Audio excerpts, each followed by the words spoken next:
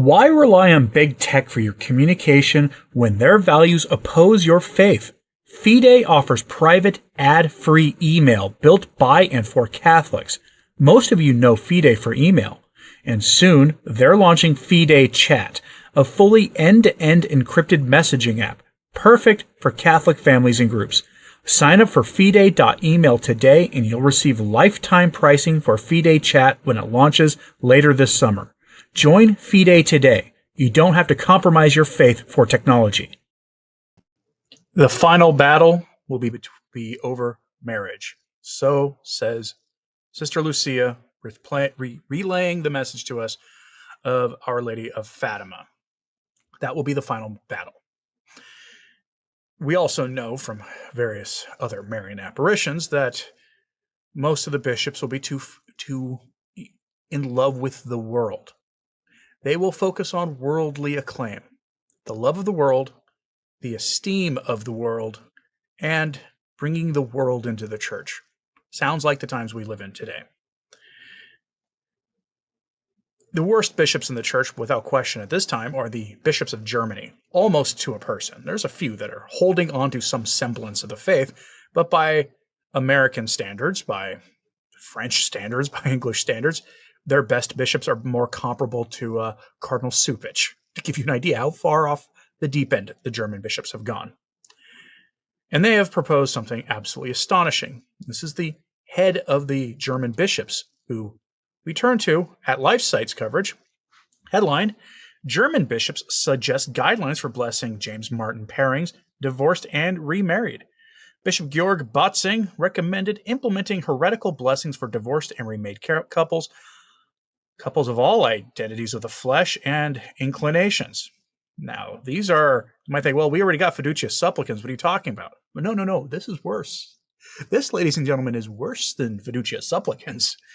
This makes Fiducia Supplicans look like a Catholic alternative that you could see the church implementing, even if it was very uncomfortable to do so, much in the same way that the Austro-Hungarian Empire had a toleration for non-Catholic religions. They weren't allowed to go out there and publicly preach and recruit, but they could practice. But adherents could practice and pass on their faith to their kids, and they'd be protected by the government there, which was a compromise position compared to what the church has taught on that suggestion, but it was a compromise position made possible by Rome. That's what this will make Fiducia Supplicans look like, okay? That's how bad we're talking here. So let's go to this article because it's absolutely astonishing. So we turn to LifeSite's coverage for this. From the article, quote, Bishop Georg Botzing of Limburg, president of the German Bishops' Conference, recommended implementing the conference's official guidelines for the blessings of James Martin pairings, the divorced and civilly quote-unquote remarried, and other irregular unions in his diocese this week. The Diocese of Limburg published Botzing's recommendation to implement heterodox blessings in the official diocesan journal on July 9th. The bishop's recommendation follows April announcements from the German Bishops' Conference and the lay organization Central Committee of German Catholics that they were adopting the guidelines for these blessings in line with the pastoral approach of the late Pope Francis. End quote. Now that's their excuse. It's the pastoral approach. It's always pastoral considerations that are at the heart of why they do things that are against the faith. That is what they toss out the faith. They toss out the moral teachings of the church for pastoral considerations.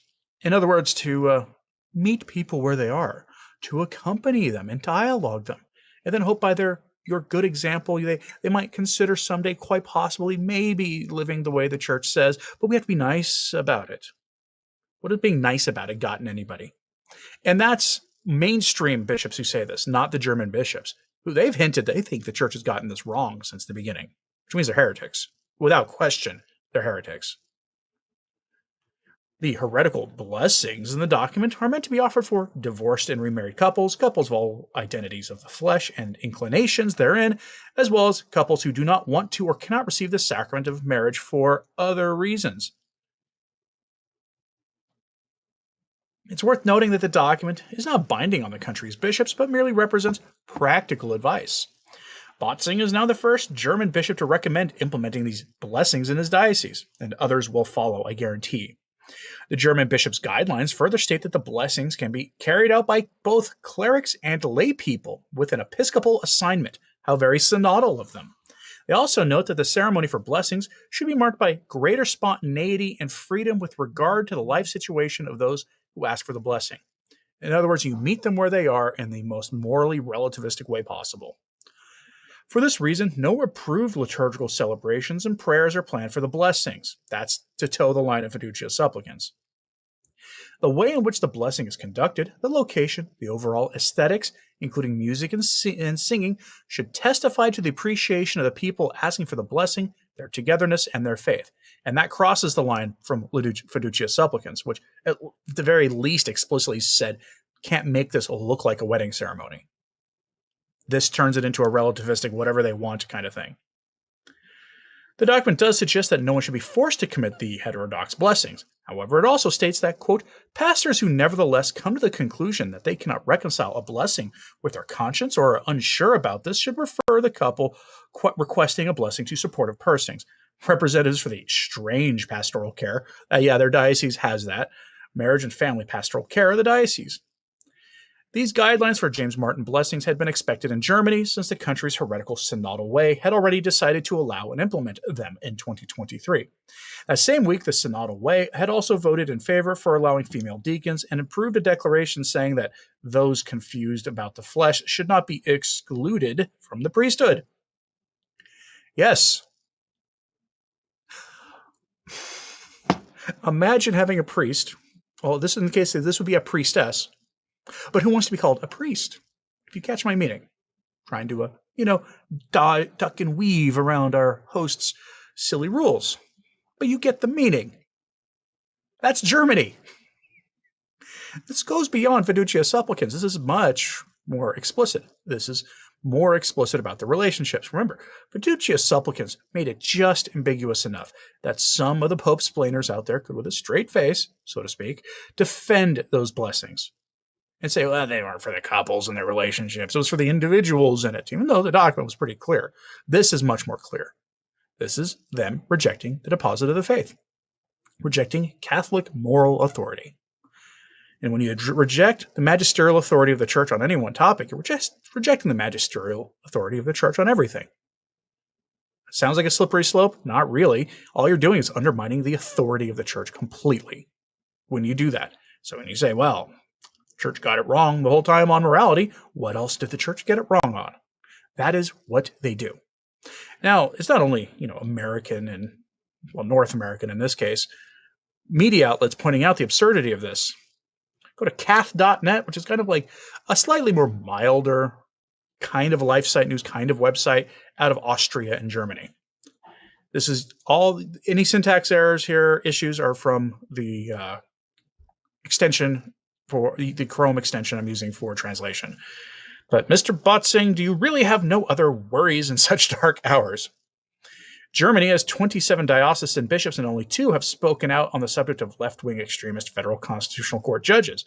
The rest remain silent, and the Bishop of Limburg is a very special concern today. Now, they've got this issue. This may sound familiar to Americans watching this. In Germany, they've got an issue with their judges acting like they run the country. I know that sounds like totally outlandish.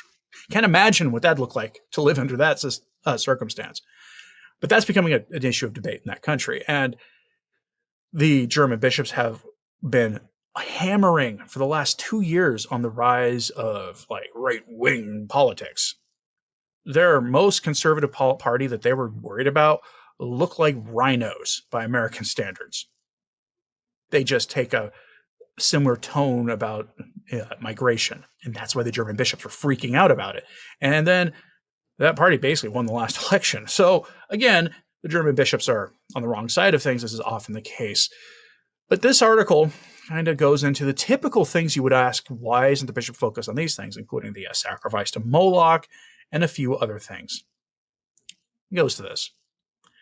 There's also a chairman of the DBK, that'd be the German Bishops' Conference, Bishop Georg Botzing. One might think it would be time for him to offer a contribution just hours before the vote on a radical left-wing German Federal Constitutional Court judges.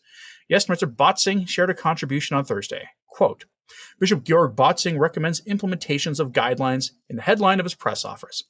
Botzing is keen to push for blessing ceremonies for couples who cannot or do not want to enter into a church sacramental marriage, including divorced and remarried couples, James Martin types, or interfaith couples. His Munich colleague Marx isn't much better. In a press release today, this is the Cardinal Reinhard Marx, the man who's most directly responsible for Amoris Laetitia, he wanted to courageously and clearly oppose tendencies towards hatred and humiliation. Cardinal Marx expressed concern about the growing dislike of our so-called elder brothers in the faith in Germany. I kind of get why Germans would be kind of worried about that on the rise in their country, all things considered. Not a word about the truly important debate this week. But I have one more question for Mr. Botzing. Do you have absolutely no heart for kids who have yet to be born? In these dark times in which Germany finds itself, do you have absolutely no sense of what is essential? And that is a very key question here. We've got a larger problem going on in the church right now, and that is misplaced priorities. Massively misplaced priorities. People don't go to Mass much anymore. They don't. All the research shows that a good portion of those who regularly attend Mass only go to Mass like twice a month. That most Catholics who call themselves Catholics don't go to Mass at all. If they do, it's like 4 times a year. That's kind of a problem. Pew has borne this out. CARA, Catholic Research Organization, has borne this out with their research. We keep seeing the same kinds of numbers. The percent that go to Mass on a regular basis fluctuates depending on the firm, but none of the numbers they return are good. And the same is even worse in other countries. In Germany, almost nobody goes to Mass at all. Every year I report on the latest data from Germany shows that 250,000 people have left the faith in the last year. This is their reason this happens, because the German bishops there don't care about the faith. They don't. They care about politics. And politics are the misplaced priority because politics are the religion of the Lavender group in the church. And Bishop Strickland has posted this over the weekend.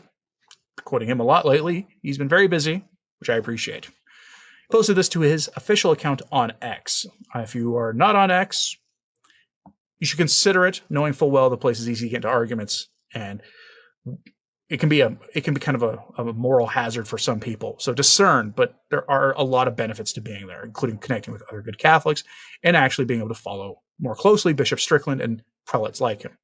This is his statement from him on the Lavender group and the St. Gallen group. In a recent post, I spoke of what many refer to as the Lavender group. This term is commonly used to describe a hidden network of clergy within the church who engage in or protect James Martin-type activity, form alliances based on mutual secrecy, and often work to silence or sideline faithful priests and bishops. This network thrives on secrecy, moral compromise, and disobedience to church teaching, and its existence is tragically linked to the ongoing crisis of McCarrick problems, the covers-ups, and the doctrinal confusion. But the Lavender group is not operating alone. Alongside it, and often intersecting with it, we must also acknowledge the existence of what is known as the St. Gallen group, a term coined not by critics, but reportedly by one of its own members, which is true. This group of high-ranking prelates, including Cardinal Godfrey Daniels of Belgium, Cardinal Carlo Maria Martini of Italy, and Cardinal Walter Casper of Germany, among others, met regularly in St. Gallen, Switzerland, beginning in the 1990s. They opposed the leadership of then Cardinal Joseph Ratzinger and sought to steer the church in a more progressive, worldly direction. In an authorized 2015 biography published during his lifetime, Cardinal Daniels is reported to have jokingly but revealingly coined the term for the group. The author states, Daniels referred jokingly to this group as the St. Gallen group. That word that begins with M you can't use on YouTube, I've discovered. It's the weirdest thing. And they even give you a citation here for where he said this. The biography also confirms that the group sought to influence papal elections and advance a vision of the church contrary to her traditional doctrines and disciplines. Cardinal Daniels notably was later implicated in hiding away clerical evil deeds in Belgium and was known for supporting moral positions at odds with Catholic teaching, including positions in support of contraception and James Martin pairings. While some have raised serious concerns about his affiliations, including potential stonecutter connections, the most damning evidence comes from his own public record and the testimony of his biographers. What is most troubling is that these two forces, moral corruption and doctrinal subversion, often walked hand in hand. The Lavender Group undermined the Church's credibility through sin and scandal. The St. Gallen Group weakened her witness through strategic manipulation of leadership and teaching. That's what we're going to focus on here when we get to the next part of this, after Bishop Strickland. I do not bring this forward to spread fear or suspicion, but to speak truthfully and clearly. Christ did not promise that his church would never face corruption. He promised that the gates of hell would not prevail against her. That is our confidence. For those seeking a more thorough explanation of these networks and their effects in the church, I recommend the book Infiltration by Dr. Taylor Marshall. While all historical interpretation should be read with discernment, his work documents many of these realities with clarity and courage. Now is the time to fast, pray, and remain firmly rooted in the Sacred Heart of Jesus and the full truth of the Catholic faith. Let us not be scandalized, but purified. Let us not be afraid, but faithful. Jesus Christ is the Lord of his church, not cardinals, not conspirators, not even popes, and he will not abandon us. He signed his own statement on his own Facebook. Now, there are accounts out there pretending to be him, but that's his actual account. I know this for a fact. I verified it. And so let's go to an example of what he's talking about here, because there's a huge amount of intersection between the Lavender Group and the St. Gallen Group. They're not the same group, but they certainly have overlapping members, and they happily work hand in hand on most things. And so I'm going to show you this. This was a statement given by the Pope, actually, over the weekend. The Pope at Leo at his Angelus, Rich Reho posted it. He posted it to the full text. I'll have links to all this in my show notes at returntotradition.org if you want to verify this for yourself. He said, the supreme commandment to love God and our neighbor supersedes all human laws and gives them their true meaning. To which I said, does that mean we toss out Catholic social teaching on the duties of immigrants to follow secular laws of entry because of love? That may sound an inflammatory thing to ask, but the Pope has been talking a lot about immigration. And this is one of those topics. The Church actually has teachings on this. The Church has said that Caesar has a right to determine who can enter into a country, what the rules for that entry are, and how they're enforced, and all the rest of it. And that if you wish to enter a country, you need to follow the rules. Now, obviously, if your rules about such things are considered unjust, then you as a Catholic have a duty to try to fix that. The U.S. has the most permissive laws on this in the world, or is pretty close to it. And this is, of course, how it's being represented, because this is the du jour issue of the day with the American bishops. Let me give you an example of this. LA Times. Yes, secular outlet. Headline, a crisis of faith. Enforcement raids force some churches to take extraordinary action. And you might be aware, I covered recently how some bishops in California have given a total dispensation to not attend Mass for those who feel at risk because of this. Note that they're not calling their parishioners to repentance for violating the laws of Caesar, which is a sin. It is. It's a sin to enter a country without following its rules on doing so. That is to say nothing about the nature of the rules in question. I think it's a healthy debate to have about these things. Really it is. Because you get down to the nature of what a country is, what its duties to others are, and also to confront the realities facing the U.S. and its neighbors. And you can have a good, respectful argument there. Working to change those rules is perfectly licit. Telling people to break them and violate them is not. And this is what many of the bishops have been doing, including virtually all of the new appointments in the United States by the Pope. I hate to be the one to tell you this if you're new here, but that is just the common through line, almost as if that was a determining factor for choosing them to be bishops. This is the LA Times. Posted on Friday. As word spread among Catholics that immigration agents were visiting places of worship to carry out removals, the pews inside the Cathedral of Our Lady at the Angels Catholic Church in downtown LA became less and less crowded. Isaiah, a devout Catholic, was was so frightened he stopped attending weekly mass for fear that he would be swept up. Now, I'm not mocking the guy for being a devout Catholic. It's a red flag whenever the media uses that term, and no Catholic would actually probably describe themselves as a devout Catholic. If you don't believe me, read the writings of the saints. One thing that the saints all had was a fear of their own judgment and this recognition of their own lack of worthiness. Typically, you'll see someone described as a devout Catholic by the media, typically written by someone who's not a Catholic themselves. Know nothing about this Isaiah person, so I'm not making a judgment call on him. Isaiah, who declined to provide his last name to the Times because of concerns about his immigration status, prayed the rosary as a substitute for 2 weeks before his faith brought him back to church. Church is not a place for threats, he said Thursday in Spanish. A month of sweeping enforcement actions have sent people underground, leaving businesses empty and upending daily life across Southern California.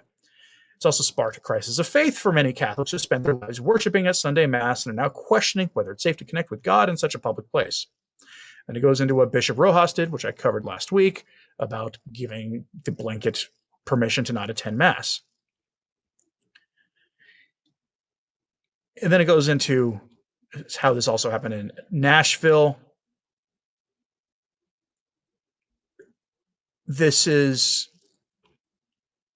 a love letter to resistance to what the government is doing.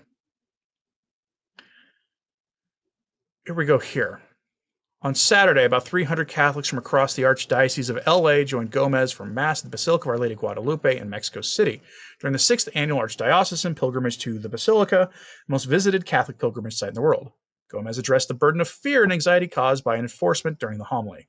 Today we lay all our cares at the feet of Our Lady, and if we open our hearts today, if we fix our eyes on Our Lady's, we will hear her tender words to Saint Juan Diego. Am I not your mother? Are you not under my shadow, my gaze? Am I not the source of your joy? Are you not sheltered underneath my mantle, under the embrace of my arms?